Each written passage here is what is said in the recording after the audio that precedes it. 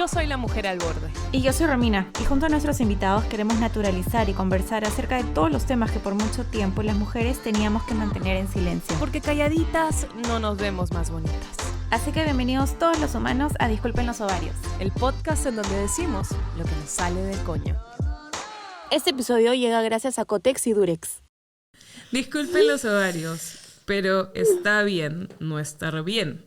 Ahora, eso no quiere decir que tú no seas responsable de estar bien, porque estar bien es una decisión constante y diaria. Así es. Y disculpen los ovarios, pero tener ansiedad y depresión no te define como persona. Eres mucho más que eso, eres mucho más que una enfermedad. Eres mucho más que un ¿mental? diagnóstico, ¿no?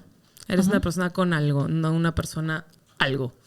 Claro. O una etiqueta más allá. Exacto. Y eso es lo que vamos a hablar. Bienvenidos todos los humanos, si nos estás escuchando, si nos estás viendo. Hola por acá. En el episodio de hoy vamos a hablar acerca de salud mental, acerca de bienestar, acerca de dos trastornos, enfermedades, eso lo vamos a definir porque yo tampoco lo tengo muy claro, en especial que se llaman ansiedad y depresión. Todos podemos tenerla. La pandemia nos dio ansiedad a todos. Cómo hacernos cargo de nuestra salud mental y de nuestra salud integral en realidad.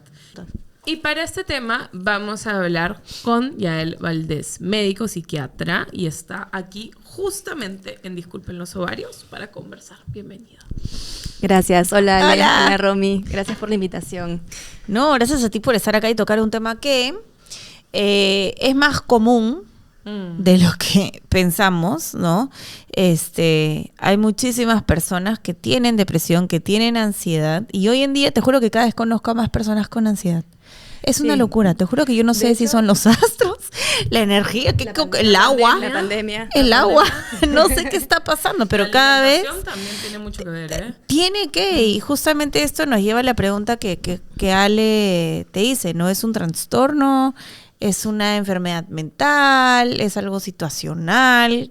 ¿Qué es la depresión? Ya, de hecho, justo lo que decías es súper interesante porque ayer leía un artículo que igual es de antes de la pandemia, donde la OMS dice que el 25% de la población mundial necesita atención en salud mental en algún momento. Y esto era antes de la pandemia, ¿no? Estamos hablando que, no sé, ahorita debe ser 75%. más o menos, ¿no? 1 de cada 3, Wow. por lo menos, en algún momento requiere de atención. O sea, seriamente, ¿no? Registrada, digamos, porque fuera de lo que está registrado hay un montón que también reciben. Si es un trastorno o no, creo que la palabra trastorno suena como súper fuerte, ¿no? Trastornada estás, ¿no? Sí, pero pienso que todas las personas en algún momento de nuestras vidas, dependiendo de lo que estemos viviendo, tenemos como ciertos síntomas de algo, ¿no? Algunos síntomas depresivos, algunos síntomas de ansiedad, o algunos síntomas de repente de temas con la alimentación, o de control de impulsos, o de lo que fuera, ¿no? Cuando estos síntomas son muchos y cumplen los criterios de una enfermedad en salud mental, recién ahí podemos hablar, digamos, de un trastorno, ¿no? Cuando estos síntomas son muchos y interfieren además con tus actividades del día a día, es cuando recién podemos hablar de que es una enfermedad. Claro, hoy por hoy siento que tendemos no solamente a Google, sino a tratar de diagnosticar y autodiagnosticarnos. Y a la primera señal de pronto es como, tengo esto, ¿no? O tengo el otro. O es que es porque yo soy ansiosa, es porque yo soy depresiva, es porque yo soy intensa. Y nos estamos haciendo el trabajo mucho más duro de lo que pensamos, ¿no? Porque uno se casa de pronto con estas etiquetas y con estas periodos de vida, porque todos podemos tener ansiedad en algún momento, todos podemos tener depresión en algún momento, ¿cierto? O sea, pasar Sí, tal cual. Y de hecho es diferente tener un episodio depresivo que ser una persona depresiva, ¿no? Es súper distinto. Yo puedo tener un episodio de ansiedad que ser una persona ansiosa, ¿no? Y yo puedo tener, por ejemplo, rasgos obsesivos y es diferente a tener una personalidad obsesiva. Entonces, todo esto va a depender en realidad, si hablamos únicamente de depresión y de ansiedad, de, en primer lugar, que sea el diagnóstico, en segundo lugar, que se reciba un tratamiento y luego la recidiva o no de un nuevo episodio una vez que se cumplió el tratamiento. ¿A qué me refiero? O sea, si yo tengo un primer episodio depresivo, ¿no? Que cumple con los criterios para una depresión y no solamente tristeza. Justamente eso te quería preguntar. ¿Qué es? Ya. Tristes hemos estado todos. Así es. ¿No? Procesos de duelo hemos tenido todos y todas también, luego una ruptura por la muerte de un familiar, algún cambio drástico. Eso es normal. Ya. El tema es si es que hay más de 2 semanas consecutivas donde uno presenta tristeza y disminución de la capacidad de disfrute, ya estamos sospechando de un episodio depresivo. 2 semanas, más de 2 semanas consecutivas. Y si a esto se le agrega otros síntomas como irritabilidad, alteraciones en el sueño, alteraciones en el apetito, alteraciones en la esfera sexual, disminución de la capacidad de concentración, etcétera, etcétera, ahí es donde ya posiblemente estamos hablando de un episodio depresivo. Si este episodio depresivo es leve, el tratamiento básicamente es psicoterapia. ¿Ya? Si es un episodio depresivo ya moderado a severo, la indicación es no solamente psicoterapia, sino también tratamiento farmacológico, medicación. En un primer episodio de depresión que requiere de fármacos, estamos hablando de 6 meses a 1 año de tratamiento. Ya, pasa esos 6 meses y 1 año de tratamiento desde que vemos respuesta y se suspende. ¿Okay? La posibilidad de una recidiva, de un segundo episodio depresivo, luego de 1 año de tratamiento, estamos hablando de alrededor del 40% de las personas que terminaron el tratamiento vuelven a tener un episodio. Entonces, ahí hablamos de un segundo episodio de depresión. Segundo episodio de depresión es sinónimo de 2 años de medicación y terapia. Wow, ya. Pasa esto y de gente que sale hay un 70% que vuelve a recaer. O sea, va creciendo el porcentaje. Y ya un tercer episodio depresivo, ahí recién podemos hablar de una persona depresiva, ¿no? Y que va a tener medicación toda la vida. Probablemente, sí. Y hay una relación, ¿no? Siempre entre lo que es depresión y ansiedad. Siempre habla de estas 2 cosas juntas. ¿Por qué? O sea, yo siento que es como que el huevo y la gallina, el huevo y la gallina. Porque yo me pongo a pensar, claro, cuando tú estás, no sé si la ansiedad vendría a ser una consecuencia de la depresión o la depresión, que creo yo que es así, la depresión una consecuencia de la ansiedad, porque ser una persona ansiosa y vivir con mucha ansiedad, obviamente en un nivel, no sé, pues muy alto, severo, te lleva a no disfrutar de tu vida y no ser libre y no poder hacer muchas cosas que te gustan, etcétera. Entonces eso te lleva a no ver la vida de una manera optimista y por eso es que creo que es más, hay muchos fármacos, ¿no? Que creo que depende mucho de la dosis si es que se trabaja la depresión o ansiedad. Sí. Entonces definitivamente hay una relación entre estas 2. Sí, o sea, son 2 diagnósticos que son como primos, ¿no? No son hermanos. No son hermanos. Pero son primos. Yeah. Igual son súper cercanos, ¿no? No son primos vecinos, hermanos, son primos. Claro. Entonces, ¿por qué? Porque es lo que tú dices, ¿no? Si yo vivo... La depresión de por sí tiene muchos síntomas de ansiedad, muchas veces, ¿no? Pero son solo síntomas aislados de ansiedad. Sí. No es una ansiedad que llega a interferir tanto como para generar un diagnóstico puro. Pero muchas de las personas con depresión tienen síntomas de ansiedad. Ahorita les explico por qué.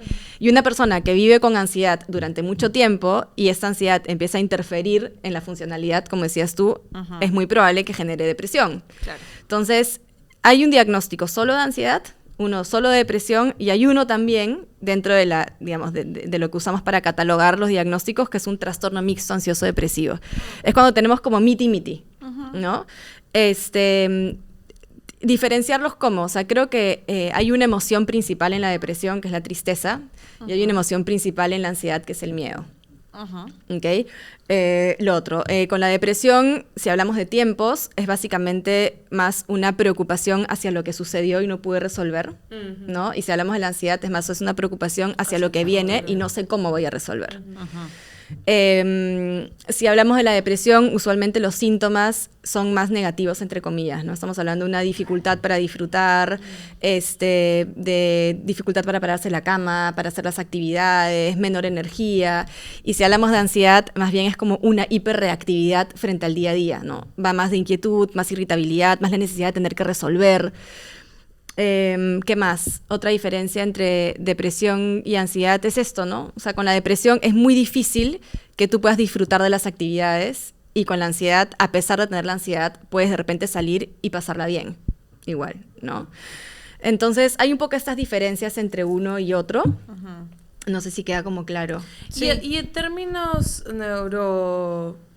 neurológicos, ¿qué es lo que sucede? O sea, definitivamente para hablar de un episodio hay una distinción entre un episodio depresivo y una persona con depresión en cuanto a nivel químico, el cerebro, de neurotransmisores, o sea, ¿hay diferencias ahí? Sí, hay diferencias, pero básicamente creo que lo que hay que entender en general, más allá de distinguir si es depresión, ansiedad, creo que el punto más importante es entender que en las enfermedades de salud mental son enfermedades de salud mental que requieren de atención por un médico psiquiatra porque hay alteraciones de un órgano del cuerpo, ¿no? Entonces, a veces es muy fácil entender que de repente el páncreas no secreta de manera correcta la insulina y por eso tengo diabetes, pero es muy difícil de entender que los neurotransmisores del cerebro también se desregulan químicamente y por ende generan obviamente todas las enfermedades o los trastornos en salud mental, ¿no? Por eso el tratamiento muchas veces, dependiendo de la gravedad o de la intensidad del trastorno, tiene que ser también un tratamiento farmacológico y no solamente psicoterapéutico, ¿no? Porque hay un químico que regular. Y este tema químico es un tema tanto de crianza como de genética, es decir, cuánto influye no solamente el hecho de, bueno, lo hablábamos en otro episodio, ¿no? El saber tu árbol familiar, la genética familiar de familia, qué enfermedades mentales existen ahí o han existido, pero también hoy en día hay, me imagino, muchos factores. Hemos hablado de la pandemia como un gran factor que ha sido catalizador de depresión y de ansiedad en muchas personas. Hablamos de la calidad nutricional definitivamente para muchas personas y a nivel químico y neuronal debe tener un efecto, ¿no? Y por último, la crianza también tiene una consecuencia en las enfermedades mentales. Sí, obvio. O sea, hay un porcentaje genético muy importante y va a variar de enfermedad en enfermedad, ¿no? Si hablamos en salud mental, ¿cuáles son aquellos que tienen mayor posibilidad de heredarse? Estamos hablando de trastorno bipolar, esquizofrenia y justamente depresión y ansiedad, ¿no? Son como los más comunes. O sea, si yo tengo a alguien en mi familia con un diagnóstico de este tipo, la posibilidad de tenerlo es bastante alto. Estamos hablando de alrededor del 30%. Entonces, conocer la historia de mi familia es súper importante y ahí está también un poco el trabajo del médico que hace el diagnóstico, ¿no? De armar una historia y de poder indagar un poco en lo que hay en la familia, ¿no? Cuando uno pregunta por antecedentes médicos o antecedentes, papá, mamá, hermanos, primos, sobrinos, no solo es quién tuvo cáncer o diabetes o hipertensión, sino quién también en algún momento ha necesitado o hubiese requerido de atención en salud mental. Y esta genética obviamente es un porcentaje importante, pero hay personas que pueden tener este gen relativamente dormido y no presentarlo, y hay personas que lo van a presentar con mayor rapidez o con mayor facilidad, obviamente dependiendo del entorno, ¿no? De la crianza, de los estresores, sí, lo que llamamos nosotros factores ambientales, ¿no? O sea que por ejemplo, cuando una mujer está embarazada y embarazada tiene alguno de estos episodios, ya sea depresión o ansiedad, que muchas veces puede ser también producto, creo que también de la misma, no sé si estoy hablando tonterías, pero a veces de las mismas hormonas, que a veces el embarazo a muchas mujeres les causa. Por el mismo hecho de estar embarazadas, se deprimen. O ya vienen con un cuadro anterior, pues sí, cuando estás embarazada tienes mucho miedo porque no sabes lo que va a pasar, sobre todo si eres primeriza, me imagino. ¿A qué? Porque acá yo siento que hay muchas opiniones, ¿no? Está la opinión de los ginecólogos, están las opiniones de los psicólogos, opiniones de los psiquiatras, opiniones, o sea, yo he escuchado, o sea, y todavía no me queda claro si realmente esto le pasa al bebé o no, y qué tanta probabilidad es de que ese bebé que ha experimentado dentro del vientre de la mamá episodios de ansiedad o depresión los pueda desarrollar en su infancia o en su vida adulta. Acá hay un término que es plasticidad neuronal, que es súper importante, ¿no? Para comenzar, una mujer que durante su embarazo, ¿no? Tiene episodios depresivos importantes, episodios de ansiedad importantes, es de por sí una persona que tiene, digamos, un componente genético ya relevante para poder heredar, digamos. Eso es lo primero. Lo segundo es que en los momentos en los que hay, no sé, crisis de ansiedad, ataques de pánico, episodios depresivos, episodios de ansiedad, lo que fuere, hay químicos que se liberan en el cuerpo y en el organismo. Y estos químicos van al torrente sanguíneo. Sí. Y esto va a la placenta, ¿no? Y en el momento de que hay un embarazo y un ser humano desarrollándose, no pasan los químicos y dicen, stop, no pases que hay un niño. O sea, No hay pasan filtro, igual. claro. Exacto, pasan igual. Entonces, sí es una persona que se desarrolla con determinados químicos o niveles, digamos, distintos, por ejemplo, de corticosteroides, ese tipo de cosas, diferentes a el niño que se desarrolla en el vientre de una madre que Claro. está, digamos, Un útero entre comillas, relajado. tranquila, ¿no? Entre Tranquilo. comillas, sí. Entonces sí influye, definitivamente. Por eso es que también en historia clínica es importante embarazo de mamá y primeros momentos de vida, ¿no? Los niveles de estrés que tiene que vivir un recién nacido. Ok. A mí siempre me ha entrado, no es una duda, ¿no? Pero un cuestionamiento sobre la medicación y cuán a veces, no sé si es de fácil acceso la palabra, porque no debería serlo, ¿no? Pero cuán evitativos, de cierta forma, somos como sociedad al definir como que ok, tengo esto y por ende esta es la pastilla que me va a sanar, ¿no? Y es fácil porque dejamos de, o sea, pasamos la carga de responsabilidad a una pastilla, ¿no? A un fármaco y a un diagnóstico incluso, ¿no? Que nos puede, o sea, hasta qué punto uno puede generar también una adicción a estos fármacos. ¿Cuál es el balance entre vivir una vida medicada y tratar de encontrar justamente ese balance por otros lados? Sea, hoy en día conocemos, pues, cuando hablamos de salud integral, pues estamos hablando de meditación, de calmar la mente, de alimentarse, de moverse, de otras herramientas más que aportan calma y bienestar y autoestima y además una autoimagen sumamente clara que te ayuda a hacerte responsable de sea el diagnóstico que sea. ¿Hasta qué punto es verdaderamente recomendable la medicación? Porque yo tengo casos o conozco casos de personas que la ves y dices, ya no parece persona, ¿no? O que cada tanto tiempo le tienen que cambiar la medicación porque el cuerpo ya digamos, ya no hace el efecto que debería hacer. Ya, hay dos cosas, son dos temas distintos. Uno es la necesidad de medicación y los mitos que hay en torno a ella, y creo que lo otro es lo que uno puede hacer como individuo para mejorar, ¿no? Claro. Son dos cosas. Dentro de lo que me has planteado, lo primero, no vamos a hablar de lo segundo primero, y lo segundo, que es lo que uno puede hacer como persona o como ser humano para sentirse mejor.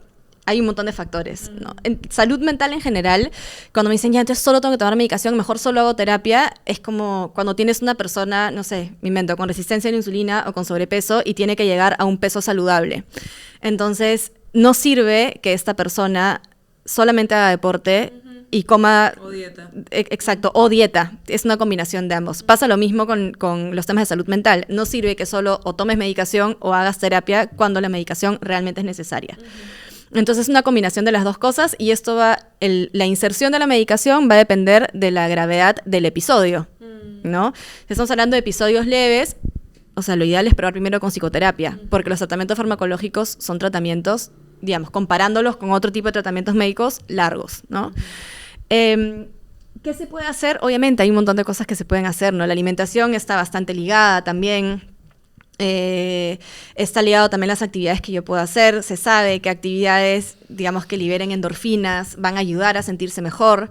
Entonces, tener mayor cantidad de actividades placenteras en el día a día, obviamente van a ayudar a la recuperación, ¿no? Mientras más cosas pueda hacer, bacán. El tema es cuando estoy genuinamente deprimido o deprimida, ¿qué tanto realmente puedo hacer? ¿Qué tanta motivación tengo para hacer?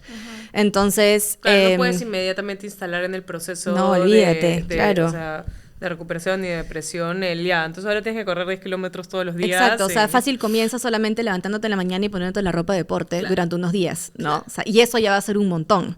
Claro. Y de repente los siguientes días ponte la ropa de deporte y ponte zapatillas y anda caminando a la tienda en vez de ir en el carro, ¿no? Entonces son pasos pequeños que a veces hay que hacer. Pero ¿qué tanto aporta, qué tanta ayuda? Ayuda un montón. Y lo otro que ayuda muchísimo también es planificar esas actividades, ¿no? Porque si yo... no sé, si de pronto decido, me gusta cocinar, me invento, y quiero hacer un pastel, entonces posiblemente lo voy a disfrutar un montón. Pero si yo ya desde el fin de semana planifiqué que tengo que hacer esta actividad, lo más probable es que busque una receta que más me guste, que consiga los ingredientes que realmente quiero utilizar, que de repente me haga el espacio ese día para no tener interrupciones, no tener interferencias y realmente disfrutar de la actividad, ¿no? Entonces trabajar la motivación, ¿no? Exacto, o sea, así como nos sentamos el domingo a planificar la semana y cuántas reuniones tengo y a qué hora tengo que ir, volver, recoger, tornar, regresar, de repente planifícate cada día media hora de algo que te gustaría hacer y que has dejado de hacer. Desde llevar a tu perro a un parque distinto y salir de la rutina hasta planificarte leer media hora un libro que no has leído, etcétera, ¿no? Y volviendo a lo primero. Volviendo a lo primero, ya. Porque tú hablaste, has dicho una palabra que yo también quería Mito. llegar ahí, mitos. Sí. Y sí me gustaría que nos cuentes un poco cuáles son los mitos más comunes alrededor de la medicación, ¿no? Y los prejuicios que hay, porque hay muchísimo prejuicio alrededor de la medicación. Tanto así que hay muchas personas que necesitan medicarse y no lo hacen por estos tipos de prejuicios, y que nos digas cuáles son los más comunes y por qué justamente son mitos. ¿Cuáles has escuchado? ¿Cuáles han escuchado ustedes? El de adicción. Ya, el de adicción. Vamos primero con ese. La medicación, los psicofármacos, que es la medicación que se usa en psiquiatría, en su gran mayoría no generan adicción, ¿ya? Este mito se ha construido un poco en base a un grupo de fármacos que son las benzodiazepinas. ¿Ya? Las benzodiazepinas son clonazepam, alprazolam, bromazepam, Ansiolíticos. Todos los panes. Todos los panes que son comúnmente llamados ansiolíticos Ajá. y que en realidad te alivian el síntoma de la ansiedad de manera inmediata, pero a largo plazo no son tratamiento para Claro, no ansiedad. estás trabajando el origen. Exacto. Claro. ¿Ya? Y como son medicamentos que alivian rápidamente los síntomas, son medicamentos que se han dado fácilmente, que se venden libremente en la farmacia a pesar de que no debería, entonces es el grupo de medicamentos al que las personas tienen más fácil acceso y es justamente, básicamente, casi que el único grupo de medicamentos que sí genera adicción, dependencia, tolerancia, abstinencia, etc. Hasta para dormir. Exacto. El resto de medicamentos, los estabilizadores del estado de ánimo, los antidepresivos, los antipsicóticos, etcétera, no tienen en realidad gran evidencia de generar ni dependencia ni adicción, ni mucho menos. Entonces, es como no vas a generar una dependencia, una adicción al antihipertensivo, pues, ¿no? Entonces, es un poco igual, ¿no? Es básicamente un mito construido en base al mal manejo que hemos utilizado las personas y muchos médicos también frente a un grupo de fármacos, ¿no? Por la necesidad de aliviar un síntoma inmediatamente y no tratar el origen. Sí. Igual hay muchísimo tabú, creo yo, también, ¿no? Con ese tema de la medicación. Y igual hay personas que necesitan la medicación y hay personas que no lo necesitan. Y te juro que a veces es frustrante, te lo digo porque, a ver, yo vengo medicada pues años por el tema de ansiedad generalizada. Y a veces es frustrante que hay personas que bien por ellas te dicen como que, Mara, yo he pasado por este tipo de situaciones y con alimentación, yoga, prueba esto, prueba el deporte, no es que a ti te falta tu vida espiritual, no es que a ti te falta ser positiva, no es que tú tienes que ser más optimista, es que tienes que pensar de otra manera. Pero eso está cagado, es que hay gente que le funciona y perfecto, pero en verdad llega un punto, y ahí me ha pasado un punto en el que dije, bueno, pues voy a intentar esto de acá.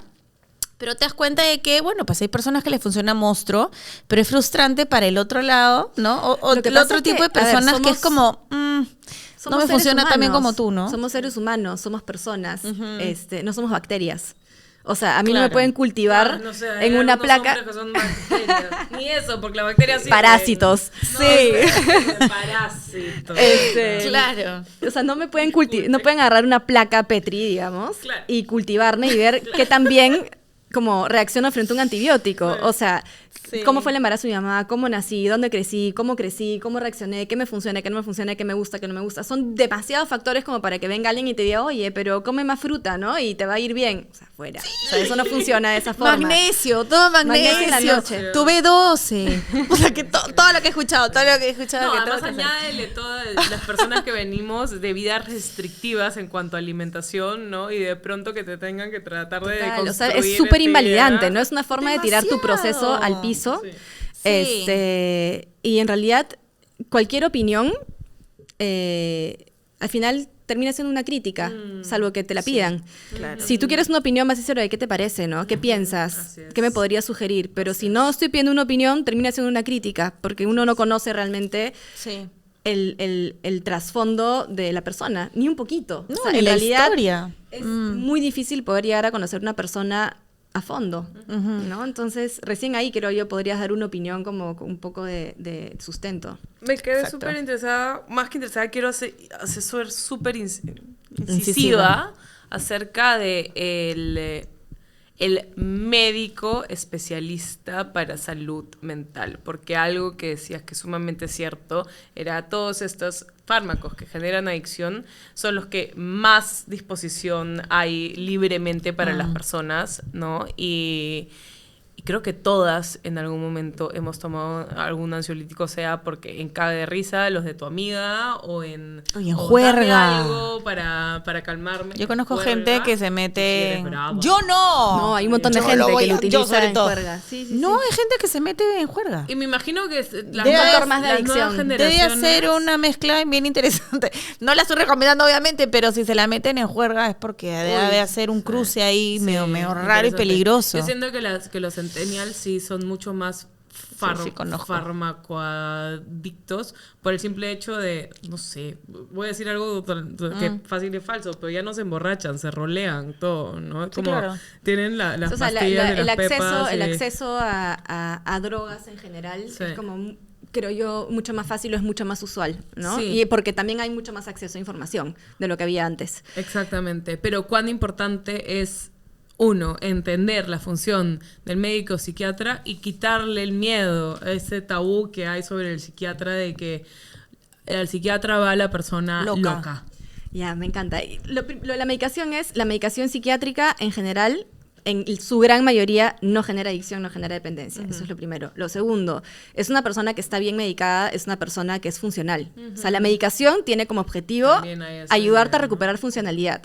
Esto de no quiero tomar la medicación porque no quiero estar como zombie, o sea, quien está como zombie, quien no es funcional en su día a día, es una persona que está mal medicada. ¿Ya? Eso es súper importante, porque a veces es que mi amiga tomó y todo el día estaba en la cama y no se podía parar y le temblaba todo. Ya saben que no está bien medicado. ¿Ya? Y lo del médico psiquiatra es súper importante porque así como si yo tengo un problema ginecológico no me voy a ir al oftalmólogo, si yo tengo un problema de salud mental, tengo que ir al psiquiatra, así de fácil. O sea, los médicos psiquiatras somos personas que hemos estudiado, igual que el oftalmólogo, 7 años de carrera, que en el país hemos hecho el servicio rural médico 1 año, que hemos postulado a la especialidad, hemos estudiado 3 años más, aparte formación en psicoterapia, lo que fuera. O sea, son 13 años de estudios como para que ahí te digan, no ir un coach, ¿no? Entonces... Realmente quien tiene un tema en salud mental requiere de una evaluación, de un diagnóstico, y el médico psiquiatra no necesariamente te va a medicar. O sea, te va a decir, oye, si es necesario o no es necesario, o solo terapia y este tipo de terapia. A ver, hay muchas personas creen, ¿no? Y es parte de lo que te dicen de todo está en tu mente, ¿no? Todo está en la mente, no es real lo que estás sintiendo, te lo estás imaginando, piensa otra cosa, piensa en pajaritos, en mariposas, cuenta, sí. ¿Qué tanto los síntomas de la ansiedad, que pueden ser en verdad muchísimos, ¿no es cierto? Y también fácil, cuéntanos un poquito, tipo, cuáles son los síntomas, al menos, no sé si más comunes, pero cuáles son los síntomas de la ansiedad. ¿Qué tanto son reales y qué tanto son imaginarios? Para las personas que justamente dicen, todo está en tu cabeza. Está todo en tu cabeza, evidentemente, Ujú. pero porque los químicos en tu cabeza son los que se encargan de hacerte sentir todo. O sea, eso es real. ¿Que te lo imaginas? No, no te lo imaginas. Los síntomas físicos de la ansiedad son absolutamente reales. Porque cuando hay mucho miedo, en general, cuando hay cualquier emoción muy intensa, hay químicos que se liberan. Y cuando estos químicos que se liberan son muchos, entonces producen alteraciones, obviamente, en sistema nervioso simpático, parasimpático, ¿no? Entonces, se altera la frecuencia cardíaca, se altera la presión arterial, se altera la frecuencia respiratoria. Entonces, si se alteran todos estos sistemas, evidentemente va a haber síntomas físicos que aparecen, ¿ya? Decirte qué síntomas físicos aparecen en la ansiedad... Es que si pucha, después es hacen un como, huevo. Sí, decirme cuáles son los colores que existen, Los ¿no? más comunes. Es verdad. Lo más ¿Cuáles vendrían común, a ser? de los, digamos, los que más hacen que las personas se cuestionen asusten. y se asusten es la sensación de falta de aire, el no poder respirar profundo, ¿no? Esto, las taquicardias, la sudoración, físicamente estamos hablando, ¿no? Sí. Los mareos, los vértigos, Ujú. los temblores,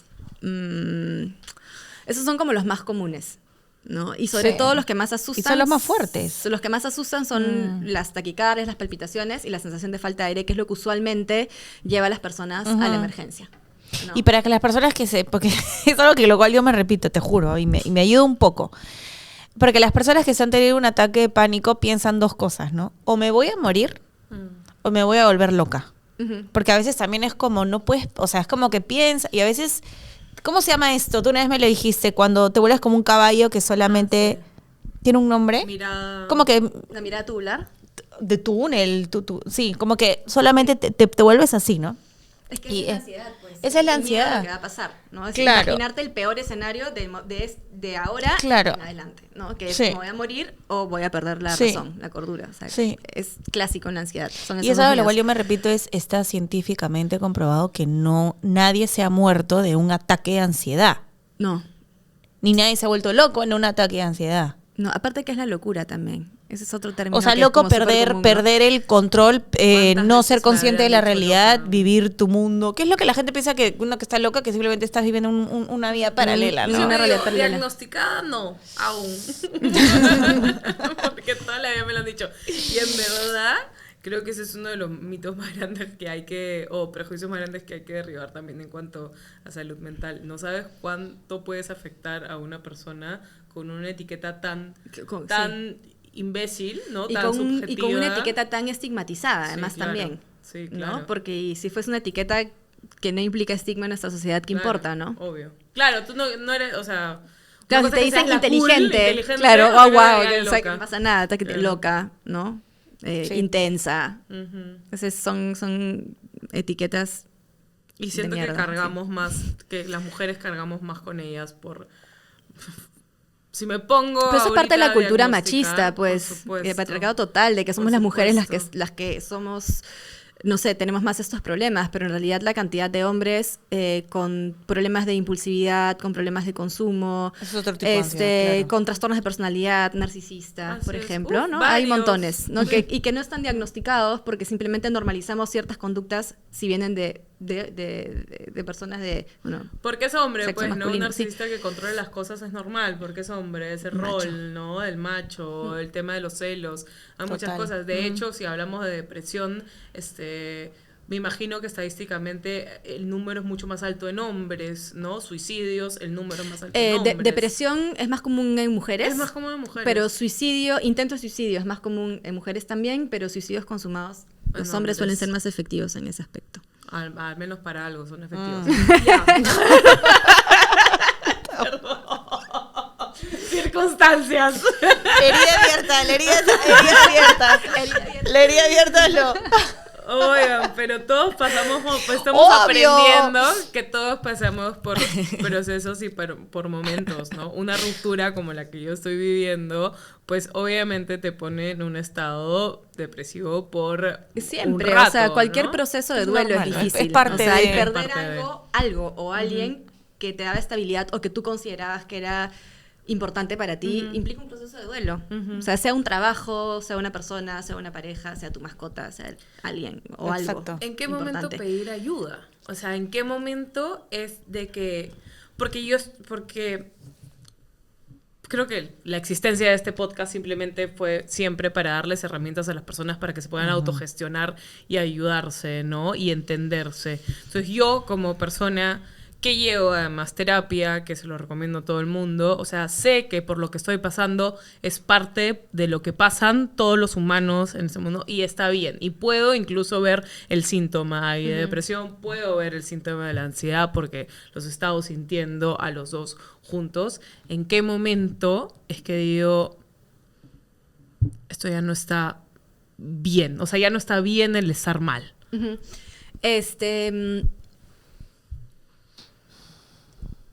Lo que pasa es que creo que el problema está justamente en separar la salud física de la salud mental, ¿no? Como con tanta intensidad, porque la respuesta está en lo mismo que pasaría, o sea, hasta qué punto está bien tener dolores de cabeza y no buscar ayuda. Claro.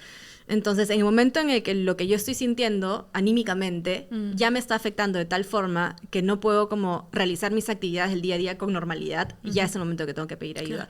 En el momento en el que lo que estoy sintiendo interfiere con mi vida familiar, interfiere con mi vida de pareja, interfiere con mi vida laboral, interfiere con mi día a día, con mi sueño, con mi apetito, con mis funciones biológicas normales, es cuando tengo que pedir ayuda.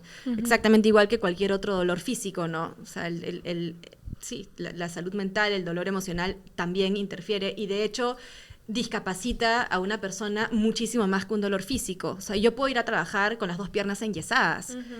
No, me ponen en una silla de ruedas, me tomo mi analgésico y puedo ir a trabajar, pero no puedo trabajar con una depresión que no me permite pararme en la cama o con una ansiedad que no me deja como concentrarme, ¿no? Entonces, es un poco igual. O sea, la gran pregunta es, o sea, ¿está interfiriendo en mi día a día? O sea, ¿está interfiriendo en mi trabajo, con mi familia, con mi pareja, conmigo misma, con mi sueño, mi apetito? Sí, ayuda. Ya, y yo escucho mucho también de hackea tu cerebro.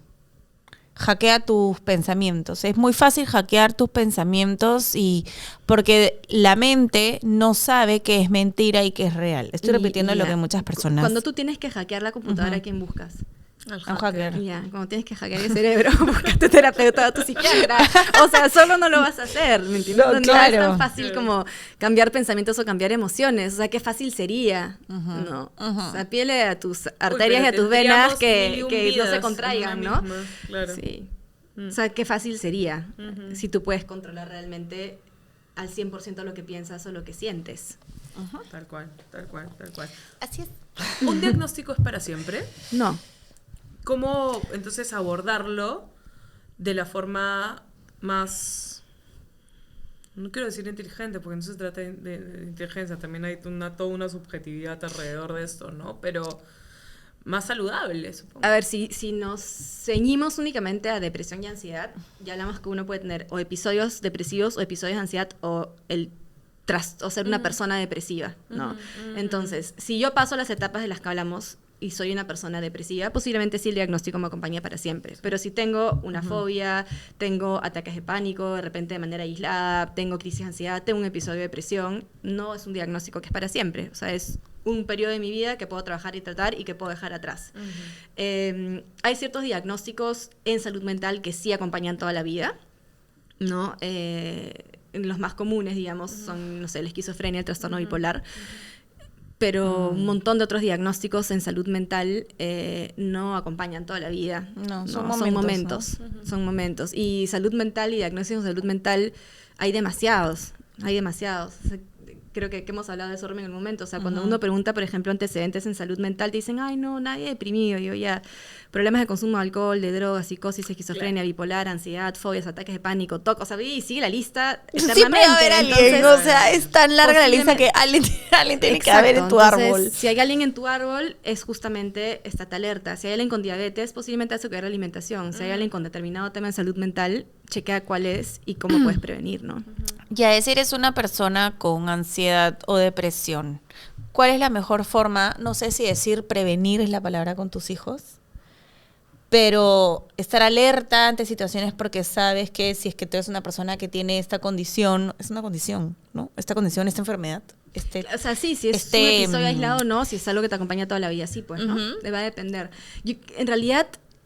¿Estar alerta a síntomas, signos sí, desde chiquititos? Hay que estar alertas de chicos, dependiendo de cuáles son los antecedentes que hay en tu familia. Si hay antecedentes de, no sé, esquizofrenia, no voy a estar alerta de la misma forma que si hay antecedentes de problemas de conducta alimentaria, por ejemplo, ¿no? Claro. O sea, hay que ver qué es lo que hay en el árbol genealógico para ver qué síntomas tengo que observar con mayor facilidad.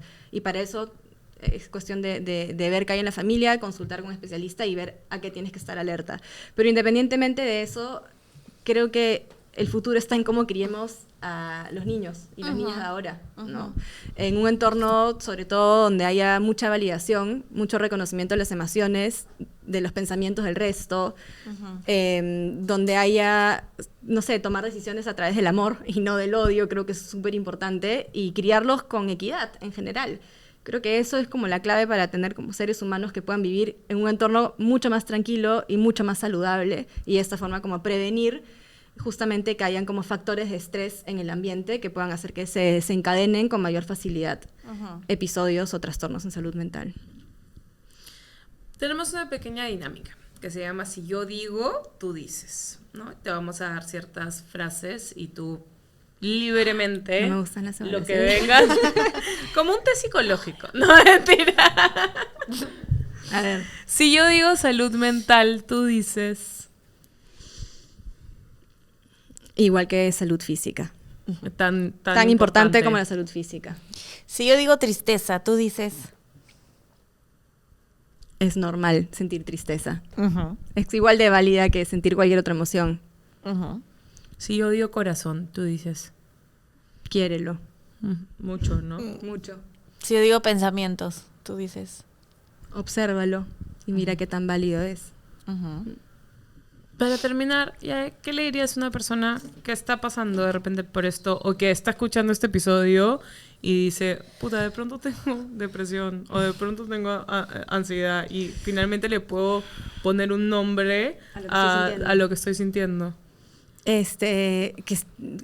No sé, felicito a la persona que esté pensando eso en este momento porque creo que lo más difícil es darte cuenta, ¿no? Ese es el primer paso, ese es el más importante, darte cuenta que hay algo que está interfiriendo en tu día a día y que requiere de una atención que no le has dado con anterioridad, no valga la redundancia, pero sí, es eso, o sea, que bueno, que está bien, que es completamente normal, que solamente implica posiblemente una emoción de todas las que existen y que son normales, que en este momento está siendo más intensa y más difícil de manejar y de regular, y que tiene solución al 100%, ¿no? Pero buscando siempre al profesional que le toca encargarse de eso.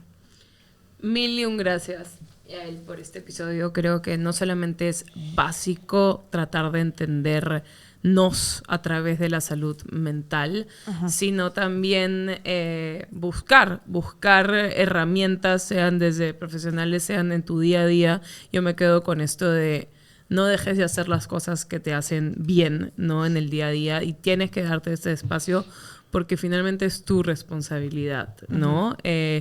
Siempre va a haber crianza, siempre va a haber situaciones, siempre van a haber conflictos, siempre van a haber duelos, siempre van a haber cosas que no salen como esperábamos, pero lo que creo que siempre tiene que ser un ancla es tú mismo, es decir, el saber y obviamente tu red de apoyo y tu terapeuta y tus amigos Sí, y tu familia. Y pensar es algo que en el momento de crisis, cuando te lo dicen, es muy invalidante, que es ya va a pasar, Sí. que es súper invalidante cuando lo dicen en el momento de crisis, pero tomar en cuenta que cuando miramos en retrospectiva situaciones que pensamos que no íbamos a poder superar Lo y que ya hiciste. sucedieron, sucede lo Dices, mismo ahora. Esta es Sí. una más, ¿no? Eso, Esta es una más de todas Eso las no que ya quiere decir pasé. que sea fácil, no quiere decir que la estés pasando mal, no quiere decir que sea duro, pero sí es importante recordar que definitivamente el malestar que se está sintiendo en este momento, de repente no la situación, pero el malestar que se siente sí tiene una solución, ¿no? Y una forma de tratarse.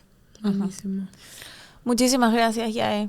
A ustedes. Sobre todo Romy, por Dale. hablar de esto y decir que una vez me dijeron esto y me ayudó un montón, ¿no? Tú no eres una persona ansiosa, tú eres una persona con ansiedad. Exacto. Esa frase es como, ya está. Ya pasó, Fresquito. ya está. Nos vemos en la próxima. Chao. Este episodio llega gracias a Cotex y Durex.